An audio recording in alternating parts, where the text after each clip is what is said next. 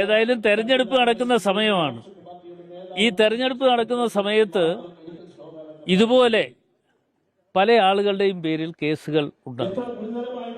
പല കേസുകളും ഉണ്ടാകും എന്ന കാര്യത്തിൽ ഒരു സംശയമില്ല. ഞാൻ അതിൻ്റെ ഒരു അനുഭവസ്ഥനാണ്. ഞാൻ എൻ്റെ അനുഭവസ്ഥൻ എന്ന് പറയുമ്പോൾ ഞാൻ അത്തരം കാര്യങ്ങളിലേക്ക് വിശദീകരിക്കുന്നില്ല. എങ്കിലും ഓരോ തെരഞ്ഞെടുപ്പ് വരുമ്പോഴും ആ തെരഞ്ഞെടുപ്പ് വേളകളിലൊക്കെ തന്നെ ഏതെങ്കിലുമൊക്കെ കള്ളക്കേസുകൾ ഉണ്ടാക്കിയെടുക്കുക എന്ന് പറയുന്നത് ഒരു ഗവൺമെന്റിന്റെ ഉത്തരവാദിത്വം എന്നുള്ള നിലയിൽ അത് ഇവിടെയും നടപ്പാക്കുന്നു. രാഹുലിനെ കുറിച്ച് പരാതി ഉണ്ടെങ്കിൽ ആ പരാതിയെക്കുറിച്ച് അന്വേഷണം നടക്കട്ടെ. ആ അന്വേഷണം നടന്നതിന് ശേഷം ആ അന്വേഷണത്തിൽ എന്താണ് പുറത്തു വരുന്നതെന്ന് അറിയട്ടെ. അതിനുശേഷം മറുപടി പറയാം. ഇതുവരെ പരാതി ഇല്ലാതിരുന്ന് ഇപ്പോ ഈ അവസാന ഘട്ടത്തിൽ എങ്ങനെ വന്നു? അവസാന ഘട്ടത്തിൽ എങ്ങനെ വന്നു എന്ന് ചോദിച്ചാൽ ഈ അവസാന ഘട്ടത്തിൽ വന്നതിന്റെ കാരണമെന്ന് പറയുന്നത് തെരഞ്ഞെടുപ്പാണ്.